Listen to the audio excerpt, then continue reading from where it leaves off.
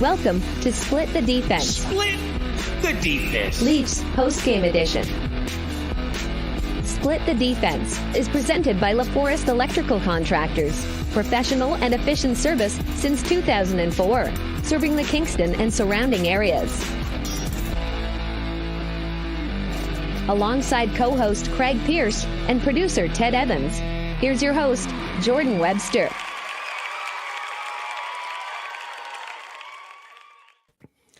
Austin Matthews hit 60 once again. Sammy makes 34 saves and shuts out the Sabres. Leafs win 3-0. Austin Matthews becomes the only active NHLer to score 60 goals twice, and he becomes the 9th player in NHL history with multiple 60-goal seasons. We are back on Split the Defense, Leafs post-game. Off the rails, Webby's on the sauce. We even had a bit of a line brawl at the end of the game here. Yeah. Give us a thumbs up, subscribe to our YouTube, rate us 5 stars, and get her going in the comments for us. CP, take us away. What did you think of this one? Oh, that's a good one. I enjoyed it. Always good to beat Buffalo. Seems to be like kind of low-key, not so much rivalry with the Leafs. So, yeah, it was good. It's also like this is like half of the Leafs team, basically. Not really, but, you know, they're missing a lot of guys. And just an unreal performance from Sammy. That guy wants to be the playoff goalie, no doubt. Especially because Wall, you know, starting to pick it up a bit, had 2 out of 3 good performances. So yeah, Sammy's just kind of trying to close that door, I think. And then really, you know, Buffalo's struggling this year. Let's be real. They're a team that's just like kind of had trouble putting it in the net like they have previously. But you know, they were. It's not like Sammy had the easiest night. Had to make like a bunch of like really big saves. Like a double save on a breakaway was probably the highlight of the night. And to top the game off, we get a little bit of a, you know, the 2024 version of a line brawl. So that was good. Great game from the Leafs. Big shutout from Sammy. Sammy is fully, completely, unquestionably, no doubt about it, back. He is back. He is the man for the playoffs. He is honestly earning himself his contract for next year. And at this point, I'm not sure it's going to be on the Toronto Maple Leafs. I think he's going to make enough money that he's going to be sought out elsewhere. What a hell of a game from Ilya Samsonov. This game could have easily been lost if not for that goaltender. Oh, 100%. I mean, also, like, I can never say his name right, but Ukko-Pekka Luukkonen. Did I get it? You got it. You nailed it. Also had a great game. Like, I feel like it could have been like, you know, like 6-1, could have been 4-3. Like this was a game that, like, I feel like both goaltenders really showed up. So, like, Matthews could have had easily 3 goals. Like, like a couple of them, I guess, like the pass to his, like, wasn't right in his wheelhouse a couple times when he took the shot. But I mean, yeah, he definitely could have squeezed through a couple more. So yeah, both ways, goalies were good. Yeah, absolutely. I mean, Sammy, obviously better. They still gave up 3 goals. He still let in 3 goals. He was average. But again, he got scored on by Austin Matthews. So I don't know what more you can say about that. Like, he's the best goal scorer in the league, clearly. He's just not Ovechkin chasing for Gretzky's goal scoring record yet.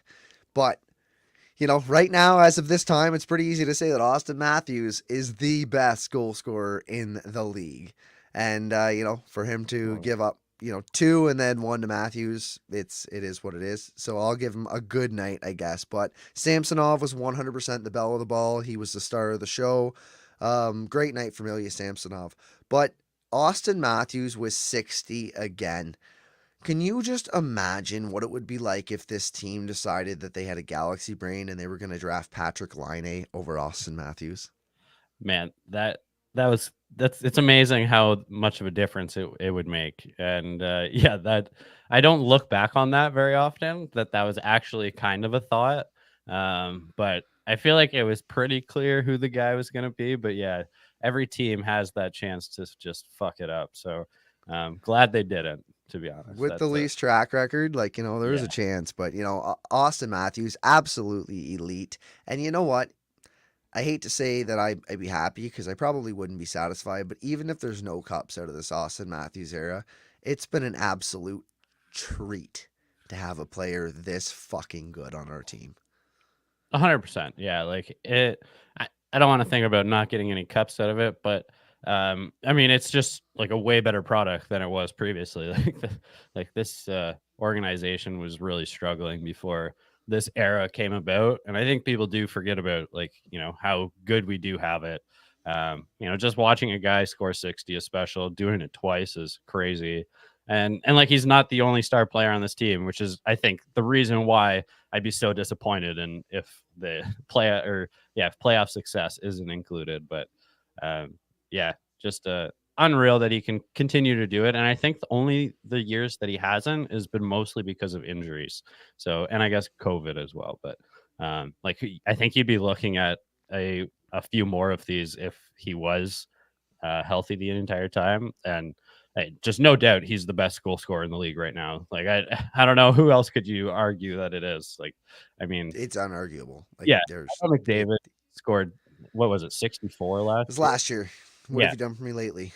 yeah. I'm just saying, and even if you think about last year, if you conclude the last 5 years, it's just Oh yeah, yeah, still easily over the last 7 years. It's like it's him and Ovi. Like that's it. Like I yeah, mean, and Ovi's fallen off. Like he's fallen off a massively. cliff. Yeah. So like the best goal scorer in the league right now is Austin Matthews, no doubt about it. Um, so Leafs fans took over in Buffalo tonight. We had a whole bunch of blue and white in the stadium down there. Do you think that contributed to their win? Now it happens all the time, and sometimes they just get owned. How much do you think the crowd played into effect tonight?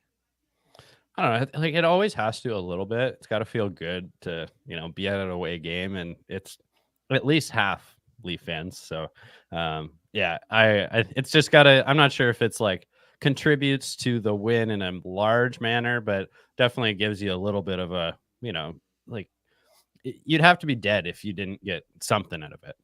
Like how many people are there and they cheer harder in Buffalo. It sounds like that's not when I was at the Ottawa game. Like that's not the level of noise that I heard. I don't think. And so yeah, it's great to see, and just to end it off with the like Bertuzzi just basically punching everyone on the ice in the face. Like that's kind of like when I think about a game against Buffalo, that's what I think about. I think of Kessel getting chased around and Colton Orr getting into a line, like starting a line brawl with McLaren. Like those are the days that like when I really set into being like a diehard Leaf fan. So a line brawl is always just it's like going to be a highlight of my season. Yeah, you don't see those very often, do you? That was nice. And like, I don't know, Bobby McMahon didn't drop his gloves. It kind of bothered me a little bit. Me I'm too, not a gonna little lie bit. to you. Yeah. Like, throw him off, punch him in the face. Like, I don't know. Like, it's already there. Like, what are you worried about at this point? Like, he's already holding you up. Just like do what you do. Maybe get a couple shots in. I don't know. Like, I didn't like that at all. It was the line brawl, but it was kind of a weak line brawl. Oh, I mean, it's a bit about as weak as a line brawl can get. Like that's why I said it's. But The everybody was 2024 fighting. version. Everybody was technically, Craig. Everybody was kung fu fighting. Sure, I'll take it. I mean, I won't. I don't want to argue too much about it because Were the kicks as fast as lightning? Sorry. That would be dangerous. Yeah, that'd be awful. Bertuzzi's fist looked as quick as lightning because I love that about him. Like the only thing that would have been better is if he had a couple guys out there that were willing to chip in the way that he wanted to, but like he wasn't gonna let like anyone get the better of the like Leafs logo. He's like he's the exact type of player you want as a Leaf. I just like he's the identity of this team in my eyes. Like I couldn't design a player any better unless like obviously if he was going to score 60 like Matthews, but like honestly he's the perfect type of player for this year and like this era of hockey. I feel like he's the Darcy Tucker of today. There's not many guys out there that will, he's supposed to be able to score 25, 30. I know it didn't go that way this year, but, the back half has gone that way. And just a guy that's willing to mix it up with anyone. He's not always going to win the fight. He's not a guy that just, drops the gloves and tunes guys, but he's willing to put it out there. It's the only other guy is Domi. He's a 2024 version of it. Yeah, like you said. exactly. Right. Because you're never gonna get that era of player back, and those guys, they are far and few between in this league now because they don't really stick. But the 2024 version of that is a Tyler Bertuzzi, yeah, and it's nice to have like a Tyler Bertuzzi filling a say Darcy Tucker role, and a Max Domi filling a more offensive Ty Domi role. It's fun. It's fun having that. The guys that are just willing to fight, that are thrown in the top nine, that aren't just plugs in the bottom of the lineup. Um, so TJ Brody hit game 900 tonight, and John Tavares game 1100. John Tavares has another goal. I think the guys found it. I think John Tavares is back, and it's a nice time coming into the playoff time. Yeah, he's finding it at the exact right time. And it's funny too that there's a game in there where Sheldon Keefe just tore him a new one too. So I guess that might be a little harsh, but definitely called him out for having a slack game. And so like to be on this type of a pace with a bad game in there is awesome. Again tonight. If you take all those games and you just take that one game out of there, though, John Tavares has been great for the last 10 games. Yeah, like I argue he the best player on the team in those 10 games if you remove the one. Yeah. Carrying hard. Yeah. Especially with Matthews kind of like on a bit of a scoring slump. Like obviously if Matthews was on the previous 10 games from that, like he's on like, an 80 goal pace in that chunk of 10 games. But yeah, currently Tavares is doing it. And like, that's what you're asking from this guy. People ask a little bit too much, I think, from him. And as long as like you can dial them in at the right time and contribute in a game like tonight where Matthews isn't always going to score multiple goals and we've been lucky to have guys like Bobby and other players down the lineup that are doing it, but Tavares still doing it. The thing is it's not us asking that of them, it's their contract that's asking that of them. Yeah, they're the ones who wanted to earn that kind of money. Like John Tavares was the top dog that year in free agency, and like it's great he came home. We're all happy about that. But like his contract, I guess, and we all knew when it was signed that the back couple of years wouldn't be the same. But at $11 million, and with the flat cap over the last couple of years, it not raising the way that it was supposed to, it's not us that demands him to perform. It's his contract. It's where he sits on this team. It's the hierarchy. It's the value of what a player is supposed to produce for how much money. And, Austin Matthews is the same. Like, if he was to not produce anymore, could you imagine paying him $13.25 for like 40 goal seasons? If he starts scoring 40 goals a season, buddy, we're not going to be happy with that for 13.25. I tell you that right now. Yeah, you're right. I would just like refer back to what you said previously too, of just like his contract was based on him performing way better on the front half of it, and so I think he's currently playing like up to standard. He's not playing like 11 million, but he's playing like a $6 or $7 or $8 million player, and that's what we all knew was going to happen. So yeah, so he's a negative $3 million value. That's just fun. Yeah. Well, yeah, TJ Brody got his 900th game as well, and TJ Brody hasn't been bad his last couple games back. He's looked just fine. Just fine is a perfect way to put it. Yes, not stand out, but I mean the TJ Brody is like the best when you're not really noticing him, and unless it's he's defending a million 2-on-1, so it's normally his specialty.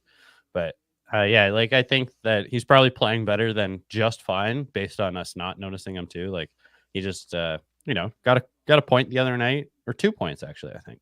Yeah, I mean, like one of those points was like he gave the puck 5 feet away to his partner, Jill Labushkin, and he fires it up the ice to Matthews, and Matthews pots it. Yeah, it's great, but like it was a 5-foot pass to your partner who's like wide open, so it is what it is there. Yeah, for sure. I think like he's also currently, if everyone's healthy, he's like a 6th defenseman. And so like I'm not counting on him anymore to be a 2nd.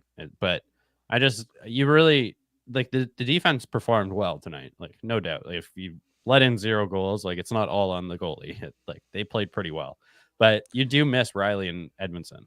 There's no question that I look at this core and it's just like, yeah, this isn't exactly what I want to go into the playoffs with. So it's so too bad that like TJ Brody doesn't have a right-handed shot. Because like, could you just imagine if he was as good on the right with a right-handed shot as he is on the left and has comfortable and like just steady Brody that we're used to, and he just kind of settled in there and he was always there.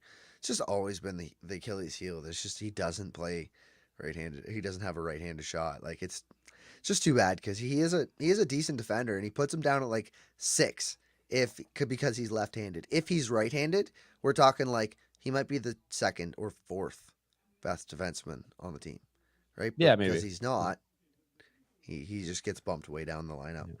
I have an off-topic discussion about Brody. Have you noticed his square stick? No. His toe on his stick is basically a block. Like it's crazy. I've seen some defensemen like take off the very end of the toe, but like he's basically cut the entire toe off, and there's just like a couple diagonals on it.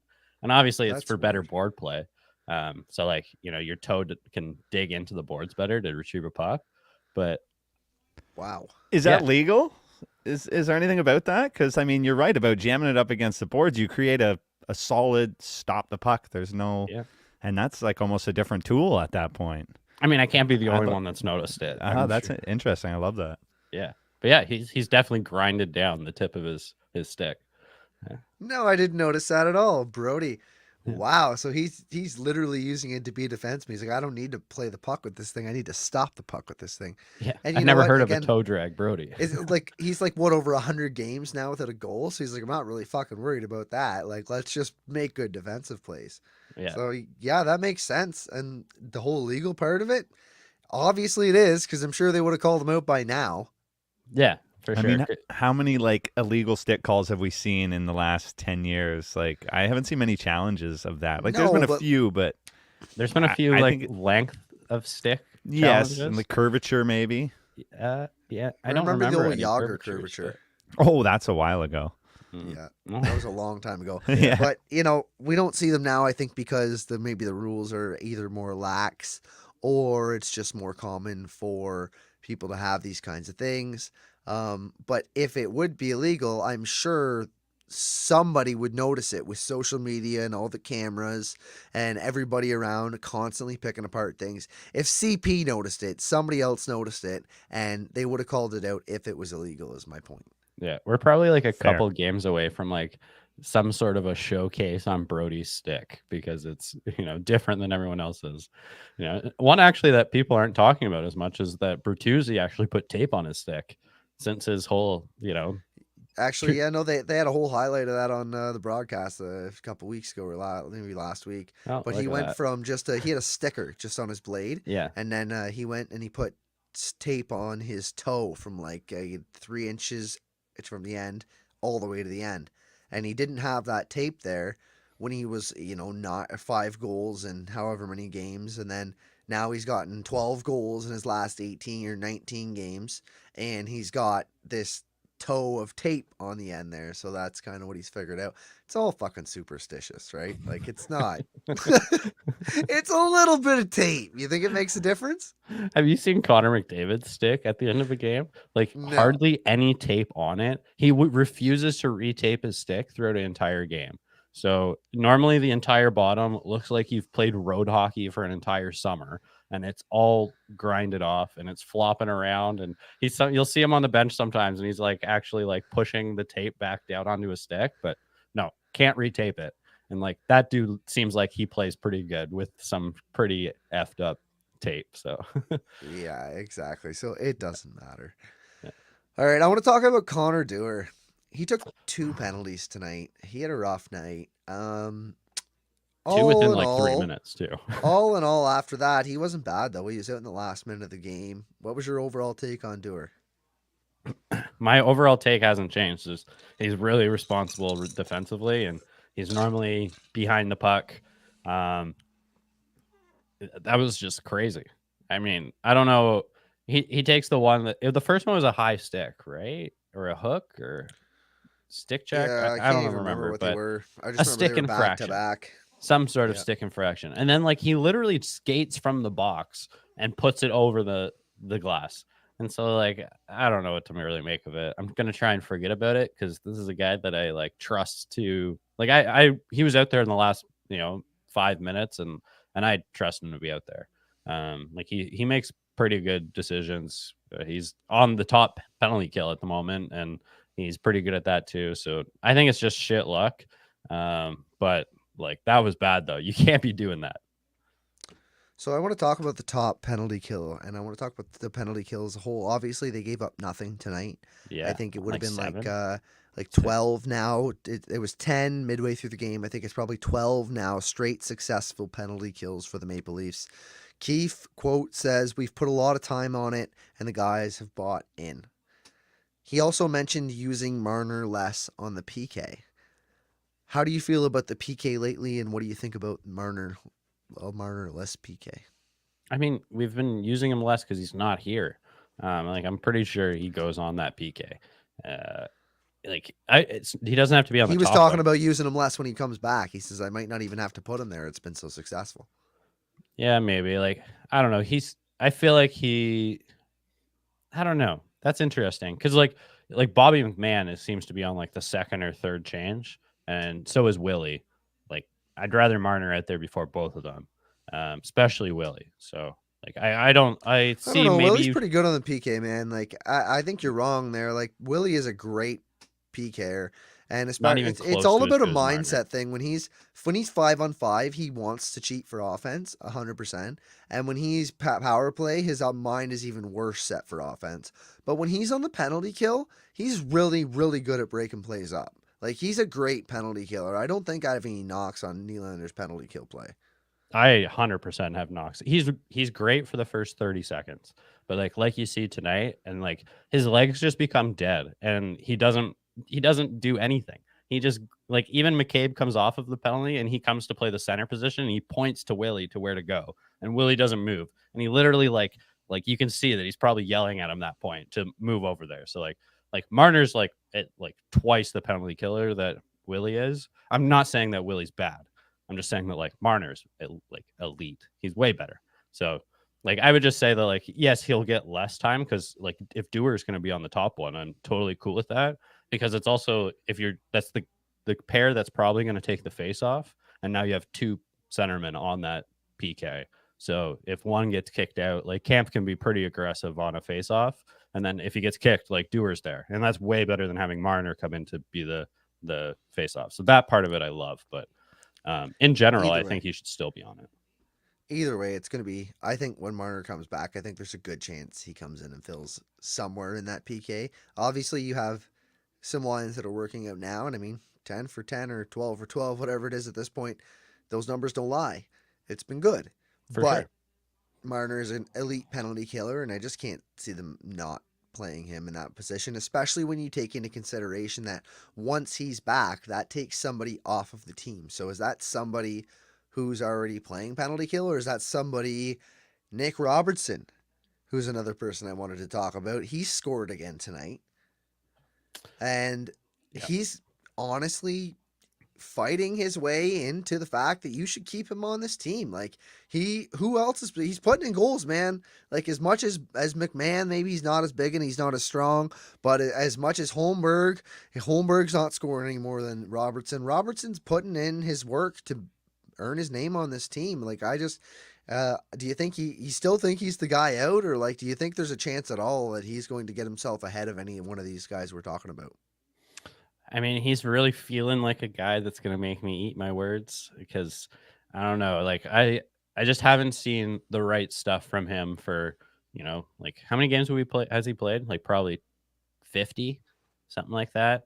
Probably for 47 of them, I haven't really loved his game other than offensively. But the last two, like we're kind of, maybe it's 3 now, but like 49 games. 49 games, yeah. So like for 45 of them, I haven't really loved his game, but he's really like turned it around, and he's continuing to put the puck in the net and a little bit of a higher efficiency in the last couple of games, obviously. But it's the back check. It's like the stick checking. He's not like before you could tell that he was thinking and trying to do the right thing, but he just wasn't always completing it properly. But now you just see that instincts have kicked in, and he knows when to turn and chase a puck and not worrying about what just happened offensively. And so like he's really turning into a guy where I'm like when he's in the playoff lineup, because like I'm assuming he's going to be at some point, just like it's if he continues this, he will be. And maybe not game 1, but at some point. And I won't be too worried about it. Like I'm starting to actually like him as a player. And I'm a guy that like watches, like most of the things I watch are defensively, and then the offensive stuff will just come, I find, but just based on skill. And so like he's doing the things that make me like him. So like he's turning into a player. I don't know.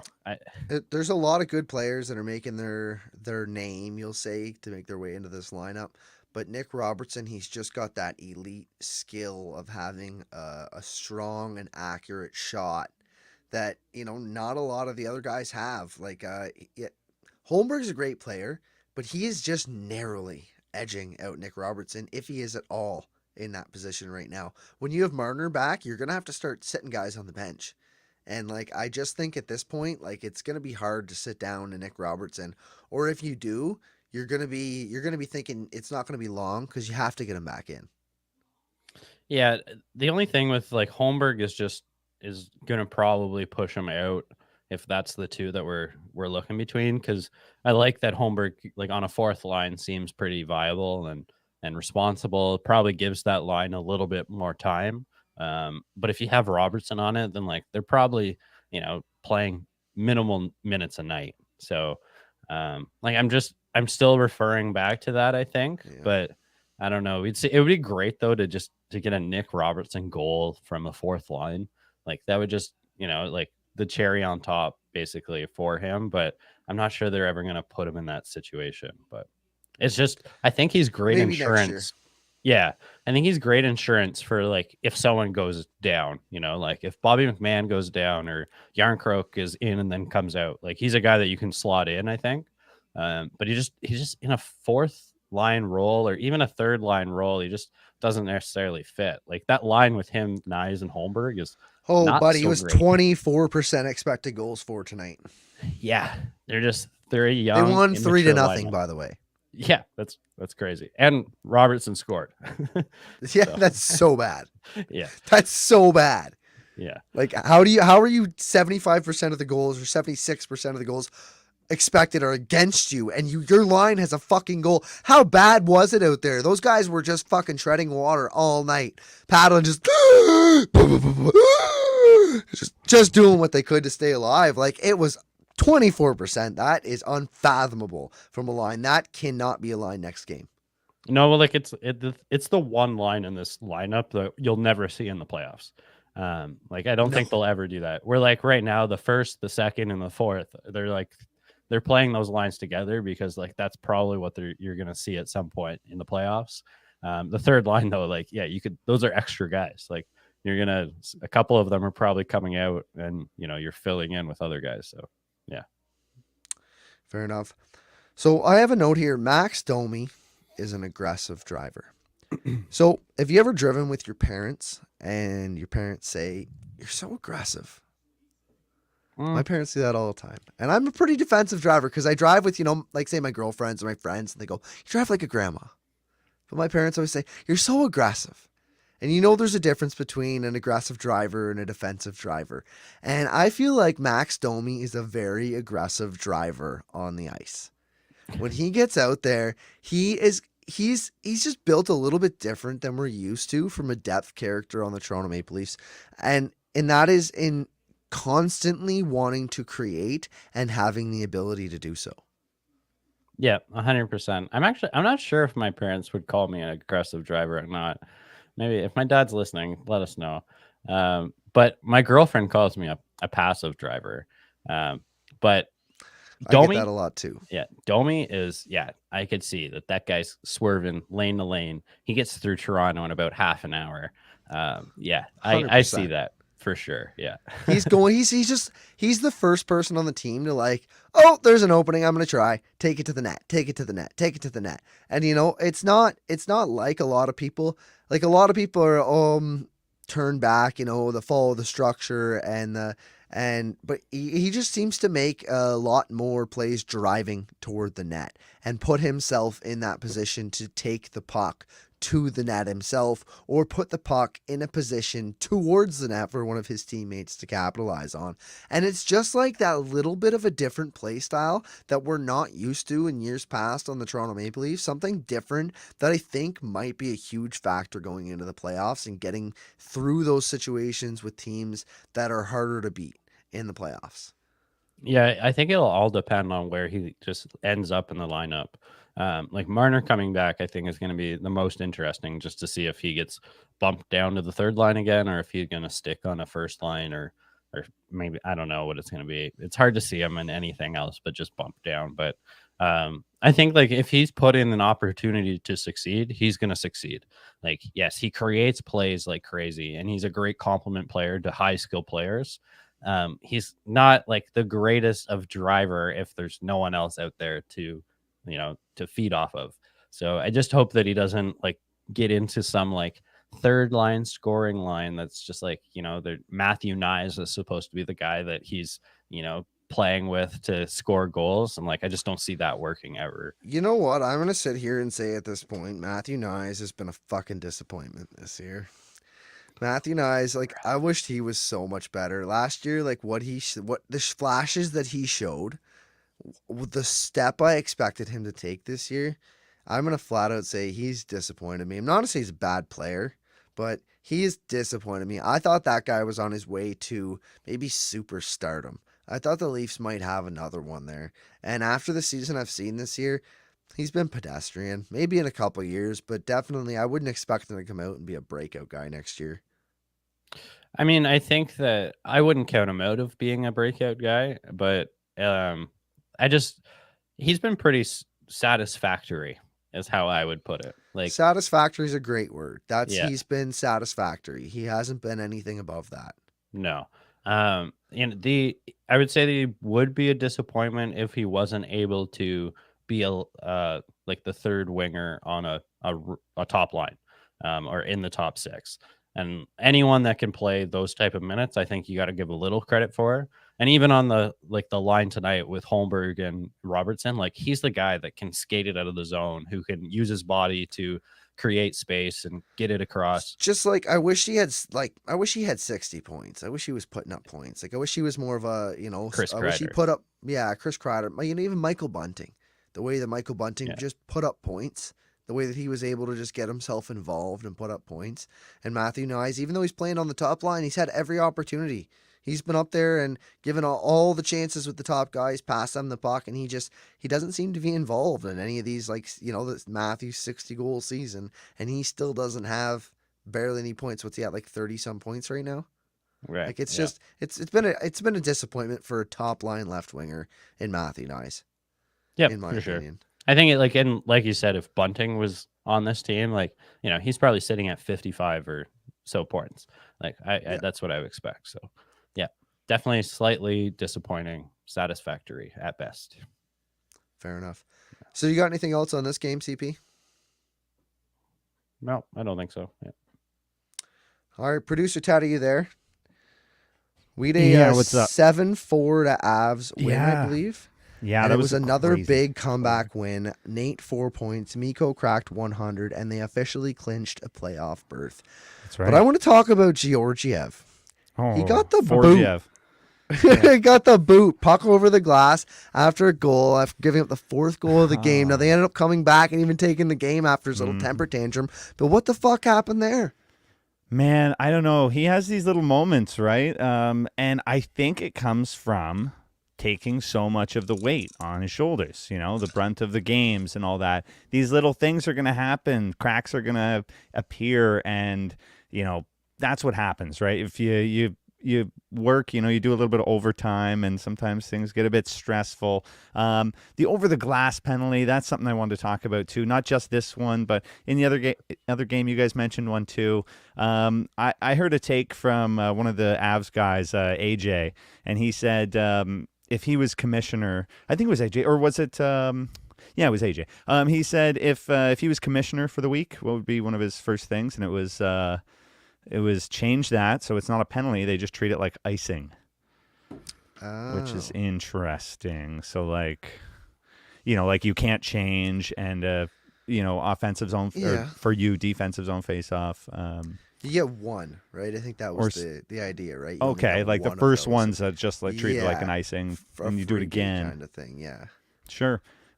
Yeah. So yeah, the Georgie thing. Forgiev, as he's getting a new nickname, 4 goals. It's kind of rough, but the juice comes in, gets the win. We love to see it. Justice was served. Eustace Annunen, the juice. And he's actually becoming someone. I know. It's crazy. It's crazy. We love the juice now. So are you concerned about your goaltending depth here going into the playoffs? Oh, it's one of those feelings where it's like when we went in and won it with Kemper and was it Frankie, I guess, was the yeah, Kemper was like okay. He was great. He was good, but it was the team was fucking unstoppable. He broke his eye like in that series. yeah, and Frankie came in a few games like unexpectedly even, and held it right down, which was cool. So that's something I kind of see Annunen being able to do. I think we have to play it really smart though. Like Bednar almost has to play like Russian roulette with his goalies every night in a weird way. Like where it would be expected that Georgie gets the start, he might have to be like, no, like I feel this is going to be one of those 4-goal flip the puck over the boards fucking games. We're going with the juice. Like he's got to make I think he's got to make a crazy call. And I don't know, Bednar might be the guy to do it. Show up in a purple Joker suit and fucking put out the juice. It's crazy how many goalies there aren't in the NHL right now. That's hilarious. Yeah, that's a good way to put it. Such a good observation. Yeah. There's hardly any true starters anymore. You notice it playing fantasy league, and who can I pick up this? Who can I stream? No one. They're all either used or played on the back-to-back, or they fucking suck. And they're used to, even if they're a starter, they give up 4 goals a game. So you're like, why am I going to stream this guy and ruin my week? I don't know. Yeah, like I changed my fantasy strategy this year and I went and actually got 2 number 1 goalies, and it didn't serve me good because Ilya Sorokin hasn't played a single game this week because he's been benched because he's been horrible. Yeah. So, it's kind of a rough go with goaltender. It is. So many starters that were like, look at Minnesota, Fleury kind of winning back the net for parts of the year, like. How does that happen? Gustafsson's supposed to be he's 25 on a big nice contract, and they're in a really weird spot right now. They got like an elite superstar Hall of Famer goaltender on the way out of his career, and like a guy who's supposed to be really good who's having a struggling year this year. It was just a kind of a mess in Minnesota. For sure. Minnesota in general is a little bit of a mess. Oh yeah, absolutely. It's I mean, because of one of the cap hits of one of the players that's on the Colorado Avalanche, it's a bit of a mess. Yeah, that's exactly right. Yeah. And like to think that Kaprizov, he's such a good player and he's just basically rotting there. I hate when a really good player is on a bad team. It's just he's so good, but so good. He's had if you look back since the All-Star games, it's been Matthews and Kaprizov for goal scoring. Right. Since then, it's been. He had a bit of a slow start, but yeah. But he's been hot since he had 12 and 18 games or something like that. I mean, and obviously unreal. Anyways, Leafs host. I was going to say one more thing from that. Rantanen hit 40 goals too. He had a 40-goal season. I think so. He hit 100 points, 40 goals. I think too, if Nichushkin didn't miss all that time, if all that stuff never went down, needed that time away, personal time. He's got 26 goals. I think if he played the rest of that, he's got 26 goals. 26 goals. Yeah, he was he wasn't even here. I know. If he would definitely be a 40-goal scorer. We would have 3 40-goal scorers. 40. Yeah, maybe a 50-goal scorer. I know, but at least 3 40s. Yeah, for sure. Wow. Yeah. That's fucking crazy that Nichushkin has 26 goals and he missed a half of the season. Yeah, he was on fire before he left. And I mean, I'm not going to attribute it to anything, of course. We're not going to get into that. But he was on fire, man. He was hot. He was just going. Buzzing, if you will. Yeah, bumping. Yeah. All right. And with that, the Leafs host the Panthers on Monday, and then they face the Lightning this week again, too. Big games there if they want to measure themselves against the rest of the league. Are you expecting any scheduled losses, or you think either one of these games are up for grabs here, CP? What were they? Sorry, I wasn't listening. Panthers Monday, Lightning, I think Thursday. Yep. Definitely measuring stick games. Like I can't measure anything until Marner's back. That's the thing. So like whenever Marner comes back, I can really start looking at it. It'll be weird if we're playing them without him, because it's never going to be the look that we come with. So yeah, Marner at least is skating, and I guess he's like, he's in practice. But now he's been placed on retroactive LTIR, and like I don't even understand how this works when he's able to come off. Like none of this makes sense to me. So he'll be back whenever he's back at this point. Like he's getting better, but now we're placing him on LTIR. What? Yeah, I mean it's just it's so that they can save cap if they need to in the last few days, because if you've outlasted the LTIR, you might as well put him on it, because then a lot of money comes off of your cap hit, like total for the year. So for what? Because he hasn't been available. But for if he's what? So say a player comes back and you're like close to the cap hit, you'll have like a couple $100,000 more. That's all it matters for. Yeah, for fucking what though? Like we're at the end of the year. It doesn't matter anymore. Like it literally doesn't matter anymore. They're just gonna like let anybody play at this point. Who fucking cares? Like, oh, that only matters up until the trade deadline. Then after that, like it all just becomes a magical fairyland. You can have like 45 players in your roster. It's like September in baseball. Have as many people as you want. There is no cap anymore. Just the way it seems to be. And Mark Stone is always on LTIR. That's just how it is every single year. But yeah, he's got to stay there though until the playoffs. That's the key.